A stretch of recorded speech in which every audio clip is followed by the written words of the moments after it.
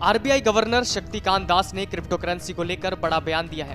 दास ने तेजी से प्रचलन में आ रहे क्रिप्टो करेंसी को एक स्पष्ट खतरा बताया। आरबीआई गवर्नर ने कहा कि ऐसा कुछ भी जो बिना किसी अंतर्निहित विश्वास या मूल्य के है या जिसका मूल्य सिर्फ परसेप्शन के आधार पर तय किया जाता है, वो सिर्फ एक परिष्कृत नाम के साथ की गई अटकलबाजी है। उन्होंने कहा कि हमें क्षितिज पर उभरते जोखिमों से सावधान रहना चाहिए। आरबीआई गवर्नर ने कहा कि इस एफएसआर के स्ट्रेस टेस्ट में ये बात सामने आई है कि बैंक न्यूनतम पूंजी आवश्यकता से नीचे गिरे बिना भी गंभीर और तनावपूर्ण आर्थिक चुनौतियों का सामना कर रहे हैं। उन्होंने कहा, हाल के दिनों में चुनौतियों के बावजूद अर्थव्यवस्था रिकवरी की राह पर है, पर हमें महंगाई और जियोपॉलिटिकल चुनौतियों से सख्ती से निपटने की जरूरत है।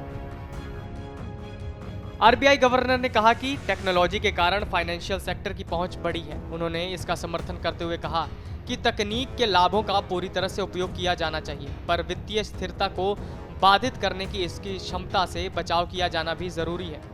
इसलिए सुरक्षा के साथ कतई समझौता नहीं किया जाना चाहिए। आरबीआई गवर्नर ने कहा कि वित्तीय प्रणाली जैसे जैसे डिजिटल होती जा रही है, साइबर जोखिम भी बढ़ता जा रहा है। इस पर विशेष ध्यान देने और सावधान रहने की जरूरत है। उन्होंने पहले भी कई मौकों पर यह बयान दिया। एक तरफ आरबीआई क्रिप्टो को खतरनाक बता रहे हैं, दूसरी तरफ सरकार क्रिप्टो करेंसी से होने वाली कमाई पर 30% टैक्स लगा चुकी है, भले ही उसे वैधानिक दर्जा ना दिया हो। और 1 जुलाई 2022 से जो क्रिप्टो के लेन देन पर टीडीएस का प्रावधान भी लागू हो गया है। वित्त मंत्रालय से जुड़ी संसदीय समिति के सामने भी आरबीआई क्रिप्टो करेंसी के चलते भारतीय अर्थव्यवस्था के बड़े भाग का डॉलरीकरण का खतरा जता चुका है, जो भारत के संप्रभुता के हितों के खिलाफ है। क्रिप्टो करेंसी को लेकर संसदीय समिति के सामने आरबीआई के अधिकारियों ने कहा कि ये घरेलू के साथ क्रॉस बॉर्डर ट्रांजैक्शन में रुपए की जगह ले सकता है। साथ ही क्रिप्टो करेंसी का इस्तेमाल टेरर फाइनेंसिंग के साथ मनी लॉन्ड्रिंग, ड्रग ट्रैफिकिंग के लिए भी किया जा सकता है। आरबीआई गवर्नर पहले भी कह चुके हैं कि क्रिप्टो करेंसी में निवेश करने वाले निवेशकों की संख्या को बढ़ा चढ़ाकर बताने की कोशिश की जा रही है। ज्यादा से ज्यादा लोगों को क्रिप्टो करेंसी में ट्रेड करने के लिए जोड़ा जा रहा है। आरबीआई ने कहा कि क्रिप्टो जोखिमों और डेटा गैप जैसी चुनौतियों का सामना करता है। वहीं महंगाई दर के बढ़ते दबाव के कारण वैश्विक तरलता का प्रभाव भी क्रिप्टो पर पड़ा है।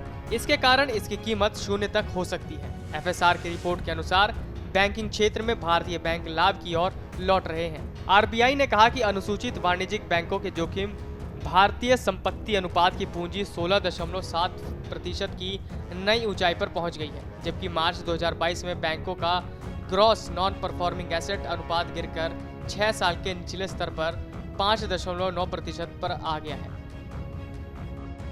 केंद्रीय बैंक ने यह भी कहा कि भारतीय अर्थव्यवस्था रिकवरी की राह पर है, लेकिन मुद्रास्फीति के दबाव और भू राजनीतिक जोखिमों से सावधानीपूर्वक निपटने और स्थिति की बारीकी से निगरानी करने की आवश्यकता है। रिपोर्ट के अनुसार बैंकों के साथ साथ गैर बैंकिंग वित्तीय संस्थानों के पास संकट झेलने के लिए पर्याप्त पूंजी है।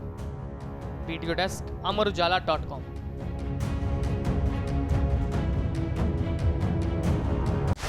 डाउनलोड करें अमर उजाला ऐप और पाएं खबरें लगातार। अगर आप ये वीडियो YouTube पर देख रहे हैं तो हमारे चैनल को सब्सक्राइब करें और बेल आइकन को दबाना ना भूलें। अगर आप Facebook पर ये वीडियो देख रहे हैं तो हमारे पेज को लाइक करें।